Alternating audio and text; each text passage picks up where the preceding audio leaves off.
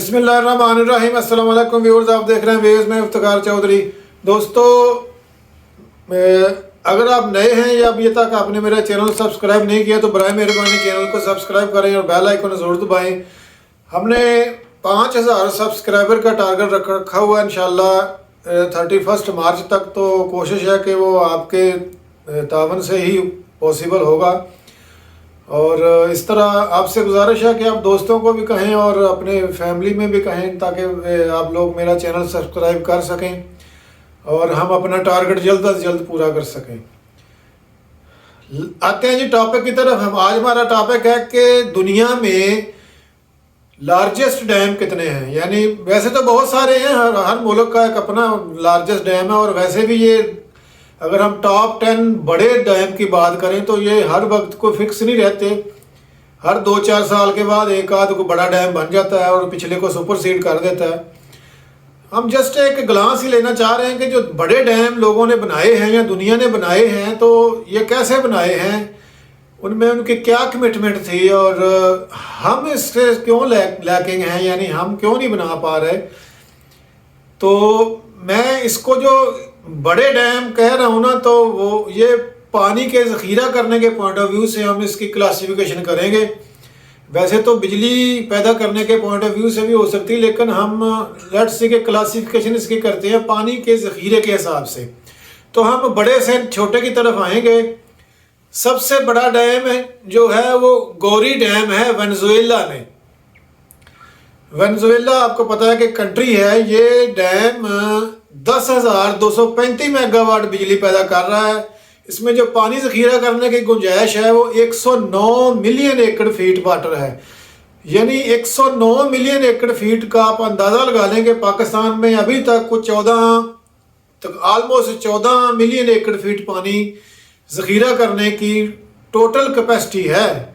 और ये 109 मिलियन एकड़ फीट का एक ही डैम है। तो लिहाजा आप देख लेंगे ये कितना बड़ा डैम होगा। ये इसकी जो अगर डेप्थ देखें जो 531 फीट गहरा है। ये करोनी रिवर के ऊपर वाक़या है, जो वेनेजुएला का कोई रिवर होगा वहाँ ये वाक़या है। ये डैम कुछ 7.5 किलोमीटर लंबा है। ये डैम की जो कंस्ट्रक्शन है ये 1963 में शुरू हुई थी और 1969 में ये बन गया था, यानी 6 साल में।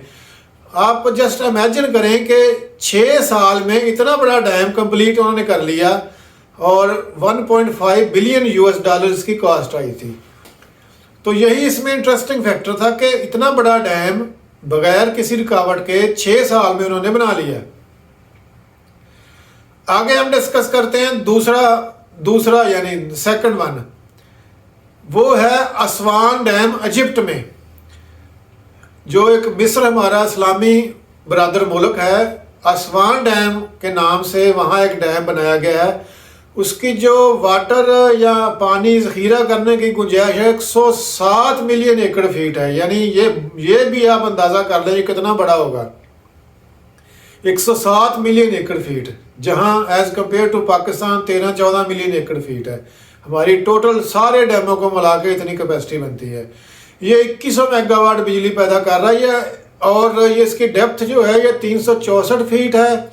ये नाइल रिवर पे वाक़या है। नाइल रिवर आपको पता है युगंडा से निकलता है और बहुत सारे मुल्कों को कवर करता हुआ ये आगे चला जाता है। तो इस पे ये डैम बनाया गया है। इसकी जो डैम की लेंथ है वो 550 किलोमीटर लंबा ये डैम है। यानी आप अंदाजा लगा लें कितना लंबा डैम है, 550 किलोमीटर। ये डैम 1967 में शुरू हुआ था और 1971 में बन गया था। यानी 4 सालों में इतना बड़ा डैम कंप्लीट कर लिया 1 अरब डॉलर से। तीसरा डैम जो है वो उसका हम डिस्कस करते हैं। ये रशिया में वाक़या है, समारा डैम। रशिया में वाक़या समारा डैम ये तीसरा बड़ा डैम है पानी ज़ख़ीरा करने की कैपेसिटी के पॉइंट ऑफ व्यू से। ये 43 मिलियन एकड़ फीट पानी इसमें ज़ख़ीरा होता है और 2488 मेगावाट बिजली पैदा होती है। इसकी जो डेप्थ है 171 फीट है।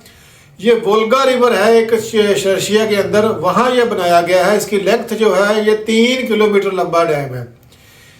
ये 1950 में शुरू हुआ था और 1957 में कंप्लीट हो गया था, यानी 7 सालों में ये इतना बड़ा डैम बन गया। और इसमें जो कास्ट आई थी तकरीबन 1.03 बिलियन यूएस डॉलर आई थी। चौथा डैम है हमारा, एक भाई है दो अपना, यानी यू कैन से कि बरादर इस्लामी कंट्री है टर्की, वहाँ ये डैम है अतातुर्क डैम के नाम से। अतातुर्क डैम ये 2400 मेगावाट बिजली पैदा कर रहा है और 40 मिलियन एकड़ फीट इसमें पानी जखीरा करने की गुंजाइश है। इसकी डेप्थ जो है 554 फीट है, यानी काफ़ी गहरा है। ये